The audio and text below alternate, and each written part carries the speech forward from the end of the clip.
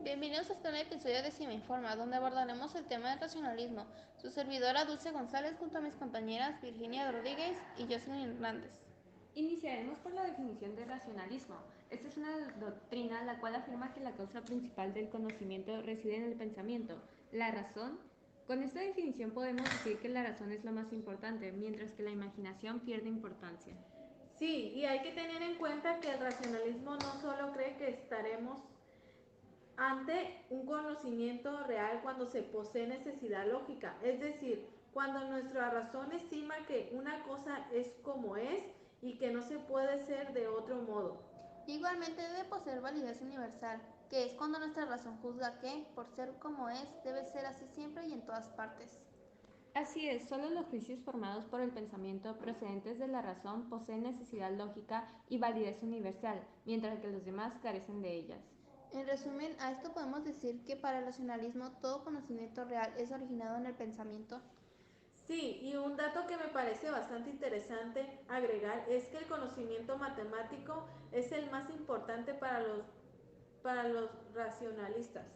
El planteamiento más antiguo del racionalismo surgió con Platón, pues estaba convencido de que nuestros sentidos no pueden guiarnos a un conocimiento real. Lo que nos ofrece no es una realidad, sino una imagen posible, una opinión. Adelantándonos a la Edad Media con la aparición de Descartes y Leibniz, podemos decir que nacemos con algunos conceptos importantes, conceptos básicos del conocimiento. Podemos decir que la importancia del racionalismo consiste en que determina y fija el valor del factor racional en el conocimiento, pero es exclusivista al determinar que el pensamiento es el principio propio del conocimiento. ¿Qué es el racionalismo? Es una corriente filosófica que sostiene que el conocimiento humano se basa principalmente en la razón y en la capacidad del ser humano para razonar y deducir verdades universales a partir de principios lógicos y evidencia racional. En otras palabras, el racionalismo postula que la razón es la fuente primaria y principal de conocimiento y que se puede llegar a verdades fundamentales a través del pensamiento racional y la reflexión. El racionalismo sostiene que el conocimiento se origina principalmente a través de la razón. ¿Qué opinan ustedes sobre la importancia de la razón en la búsqueda del conocimiento? Creo que la razón es fundamental, ya que nos permite analizar, inferir y deducir conceptos de manera lógica y coherente. Estoy de acuerdo, la razón nos proporciona un método confiable para comprender el mundo y tomar decisiones informadas. Correcto. Ahora el racionalismo tiende a ser exclusivista al considerar que el pensamiento es el único principio del conocimiento. ¿Creen que esta posición es válida o limitada? Personalmente creo que esta posición puede ser limitada porque excluye otras formas de conocimiento como la experiencia directa y la observación empírica. Sin embargo, el racionalismo argumenta que la razón es capaz de llegar a verdades universales y necesarias que van más allá de la experiencia individual. Interesante perspectiva. Ahora pasemos a discutir un poco sobre René Descartes y su influencia en el desarrollo del racionalismo. Descartes es considerado uno de los principales exponentes del racionalismo. ¿Qué aspectos de su vida y obra creen que lo hicieron tan influyente en este campo? Descartes tenía una formación en matemáticas muy sólida, lo que le permitió aplicar un enfoque lógico y riguroso a sus investigaciones filosóficas. Además, su método cartesiano, que enfatiza la duda metódica y el análisis racional, sigue siendo una herramienta invaluable para el pensamiento crítico. Exactamente. Descartes también introdujo el concepto del código ergo sum. Pienso, luego existo, que destaca la primacía del pensamiento en la experiencia. ¿Qué opinan sobre esta afirmación? Considero que esta afirmación es fundamental, ya que nos pone de relieve la capacidad de la mente para conocer su propia existencia a través del pensamiento reflexivo.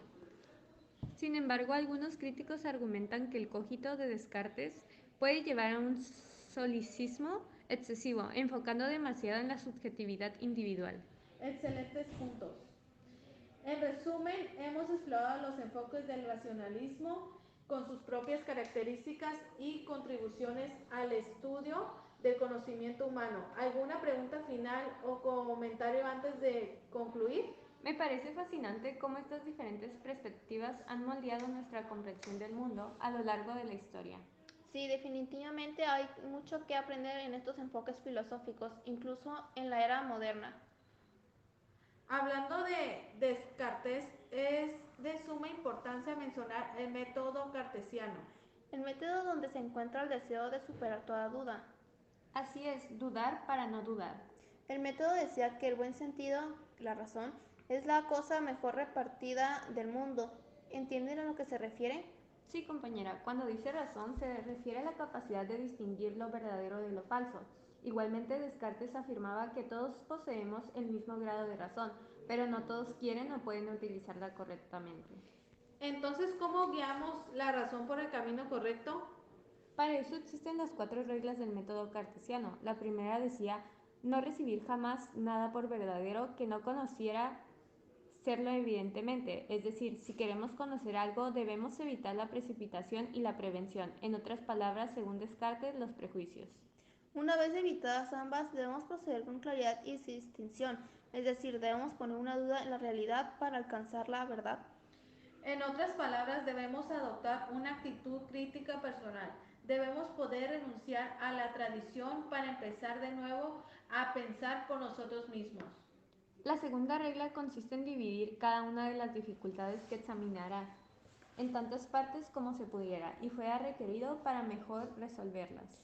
En otras palabras, dividir es analizar lo que significa ir al encuentro de las partes que integran una cosa.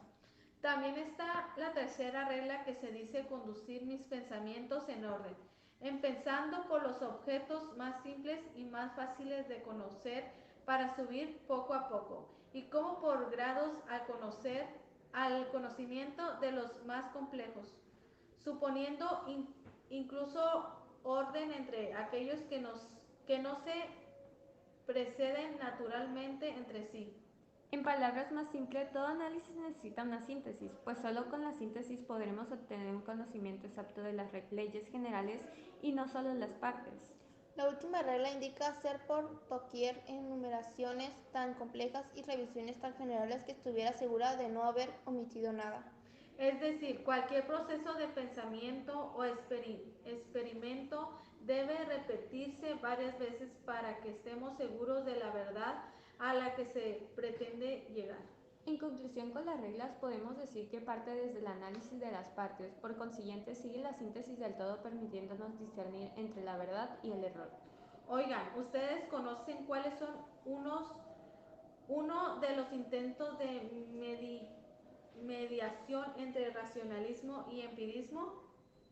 Sí, tengo entendido que es la doctrina epistemológica que admite el nombre del intelectualismo. Cierto, yo por otra parte tengo entendido que el racionalismo junta que el pensamiento es la causa y el fundamento del conocimiento, mientras que el empirismo señala como tal a la experiencia. Y que el racionalismo estima que los elementos de los juicios, los conceptos, son un patrimonio a priori de nuestra razón. Cierto, trata de expresar que el entendimiento en el pensamiento solo pueden recibir los datos proporcionados por la experiencia. La experiencia y la razón se ligan para formar el fundamento del conocimiento humano. Es cierto, esta posición epistemológica ha sido tratada desde la antigüedad.